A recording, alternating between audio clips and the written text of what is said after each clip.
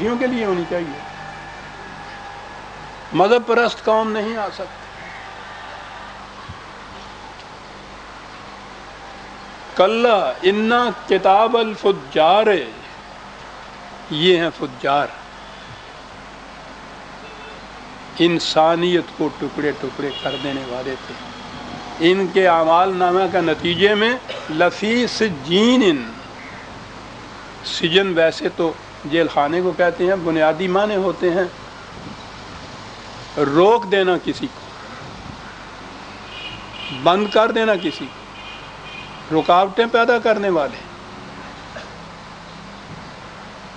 یہ جو تھے جو انسانیت کے راستے میں روک بن کر کھڑے تھے، خود ان کے راستے میں رکاوٹیں پیدا کر دی جائیں گی کہ یہ اپنا نظام نہیں آگے بڑھا سکتے۔ اور یہ عجیب بات ہے، کتاب جو کہا کسی خارجی قوت یا طاقت کی بنا پہ نہیں ہوگا، جو ان کا نظام تھا۔ تمہاری تہذیب اپنے خنجر سے آپ ہی خودکشی کرے گی۔ جو شاخ نازک پہ آشیانہ بنے گا نااستوار ہوگا۔ یہ شخص قرآن سے یہ مفہوم لیتا تھا۔ یہ جو ہے تمہارا اعمال نامہ جو ہے وہی جیل خانہ بن جائے گا تمہارے لیے۔ کیا بات ہے انداز! اور پھر عربی زبان اگر آپ دیکھیں تو آپ کو ادبی چاشنی بھی آ جائے۔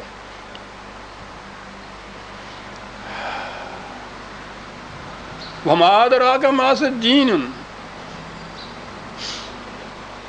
ہمارے ذہن میں خیال پیدا ہوگا کہ یہ جو کہہ رہے ہیں کہ جیل خانہ، تو بتائیں گے کہ کوٹ لکھپت کا جیل خانہ یا یہاں کا جو پہلے بنایا ہوا تھا یا فلاں سینٹرل جیل، کچھ نشاندہی کریں گے کسی جیل خانے کی کہ جیل خانہ جو کہہ دیا، وہ کہا یہ جیل خانہ نہیں ہے، کتاب مرقوم، اعمال نامہ ہے۔ کیا بات ہے قرآن کی! مادرا کا پوچھو گے نا تم کہ جی کون سا جیل خانہ ہے؟ جیل خانہ ہے کتاب مرقوم۔ تباہی کیوں آئی؟ پہلے تھا نا ویل للمطففین، تباہی کیوں آئی؟ قرآن کا انداز اور اللہ تعالیٰ کا یہ قاعدہ ہے، سنت اللہ ہے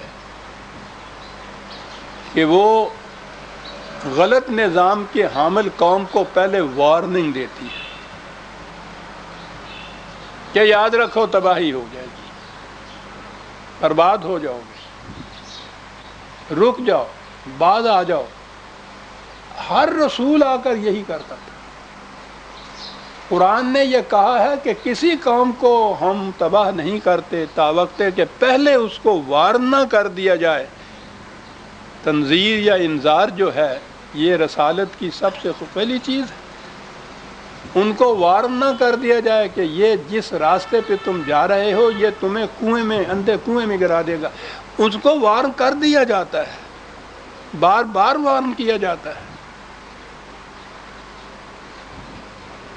وہ کیا کہتے ہیں؟ ارے باتیں کر رہے ہو، اب جھوٹ ہے جو کوئی تم کہتے ہو۔ یہ اتنا بڑا نظام ہمارا عالمگیر نظام چلا آ رہا ہے صدیوں سے، اور جی اس نظام کے متعلق تو میں عرض کروں، کبھی آپ دیکھیں اکنامکس کو، یہ جو نظام سرمایہ داری ہے پوری قوت اور شدت کے ساتھ یہودیوں کے اندر ہے۔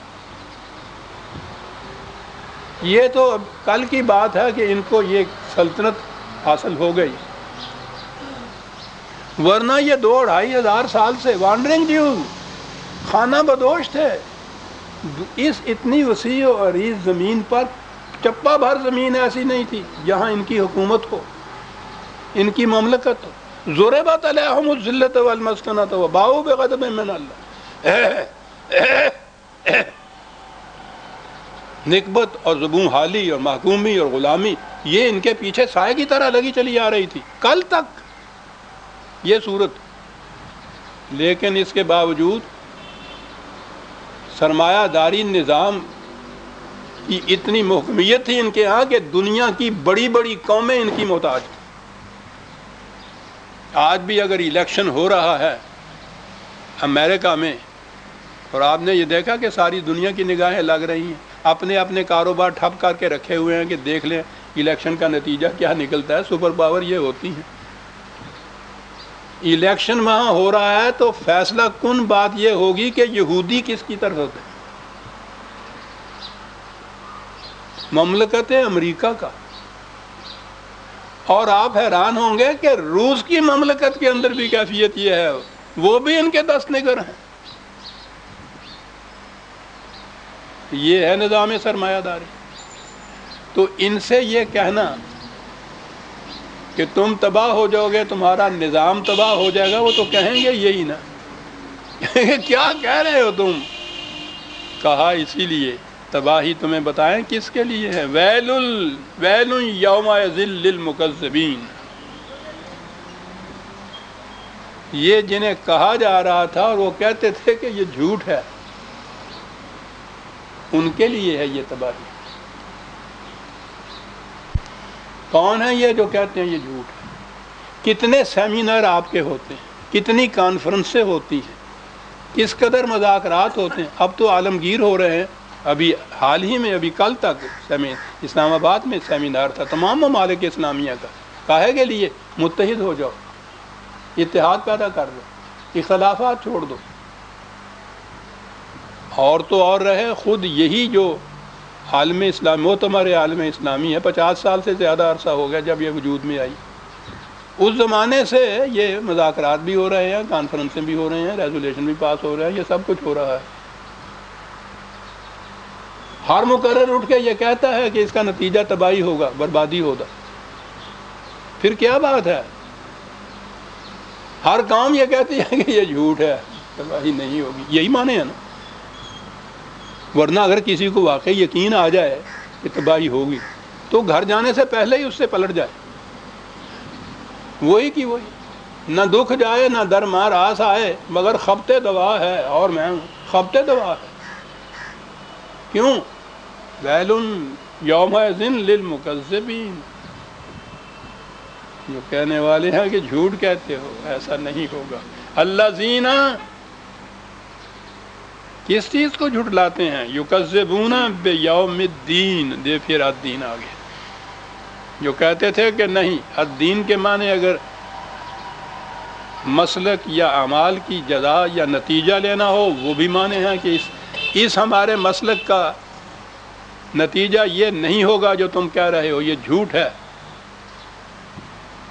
اور اگر یہ ہو کہ ایسا نظام, ایسا دور آنے والا ہے جس میں تم تباہ ہو جاؤ گے اور دوسرا نظام قائم ہوگا, تو وہ اس کو بھی جھٹلاتے تھے. یہ معنی بھی ہو سکیں گے الدین, وہ نظام جس کا ذکر کیا جا رہا ہے. اور وہ چونکہ ان کے اپنے ہی غلط مسلک کا نتیجہ ہوگا, اس لیے الدین کے معنی جزائے اعمال لیا جائے, وہ بھی معنی. بات تو دونوں میں ایک ہی ہے.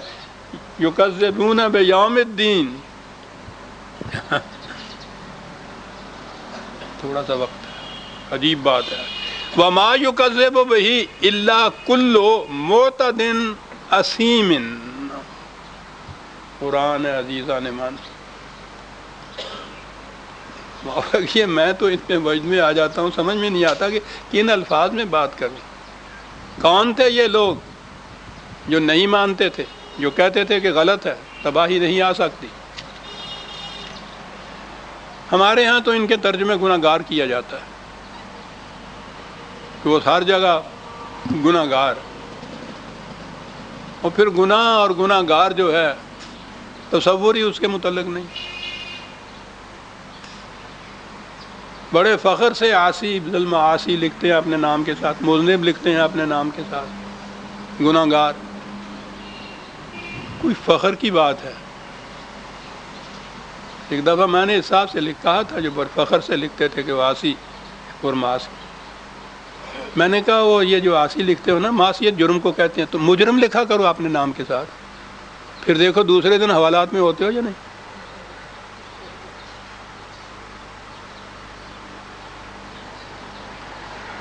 گناہ گار کہہ دینے سے کچھ ذہن پہ بات نہیں ایسی بنتی. مجرم کہیے کسی کو, پھر دیکھیے ہے نا لفظوں میں, تو گناہ گار فخر کی بات ہے. معتدن, اسیمن, الگ الگ الفاظ قرآن لاتا ہے. نظام سرمایہ داری میں کیا ہوتا ہے؟ دولت کا نشہ